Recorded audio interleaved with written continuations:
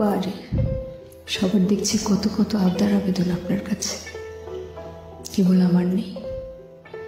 আপনার কাছে শুধু আমারই কোনো কিছু চাওয়া পাওয়ার ছিল না দেখছি।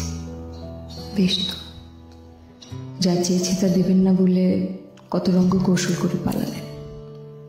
একটা পাপমুক্ত জীবন, একটি বন্দিত্বের প্রায়শ্চিত্ত, অসম্ভব আবদার রেখে সবার থেকে আলাদা হলাম।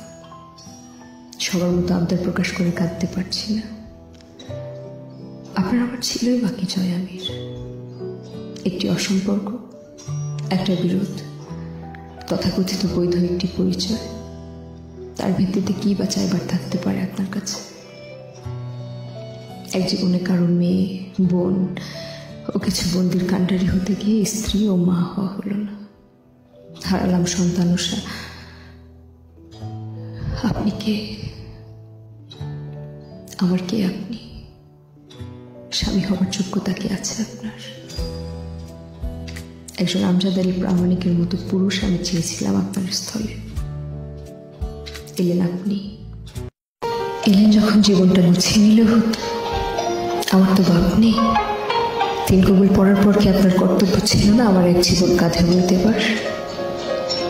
অথচ আপনি আমার রূহ অবধি পুড়িয়ে ছাই করেছেন দিনের পর দিন। জয় আমির, আপনি আমায় দেখেছেন কখনো?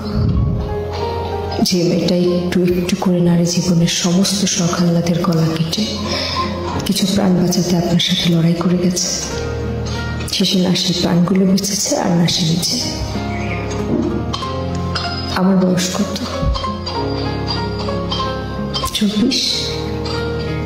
বুড়ো হয়ে গেছি বলুন না। আপনি আমার এমন এক বৈধ পুরুষ যে হয় যাবে কারাবাসে, নয়তো নরকবাসে, আর এই দুটোর কোথাও না গেলে অবাধ পাপাচারে। অথচ আপনি জয় আমির না হলে আমার একটা জীবন হতো, একটা সংসার হতো, আমার সন্তান আমার গর্ভে থাকত, একজন স্ত্রী ও মা আমি হতাম। সব কেড়ে নিয়েছেন। আপনি আমার কাগজ কলমের স্বামী। হৃদয়ে কতটুকু জিজ্ঞেস করেছেন কখনো? জিজ্ঞেস করলে হয়তো বলতাম আপনি একটি সূচের বিষমাখা প্রান্ত, যা আমার হৃদয়কে প্রতিক্ষণে খুঁচিয়ে রক্তাক্ত ক্ষত বিক্ষত করেছে। তা শোনার পর কি স্বামী হবার চেষ্টা করতেন? এত হিসেব গর্ব রেখে বর্বর শুয়ে থাকা পাপী পুরুষ। আপনি আমার স্বামী নন, আপনি আমার আসামি। দুর্ভাগ্যবশত আমার সন্তানের বাপ। এই বিরোধ মিটল না। আখিরাতে দেখা হলে এই বিরোধের খাতা আমি আবার খুলব। ততদিন মুলতুবি রইল।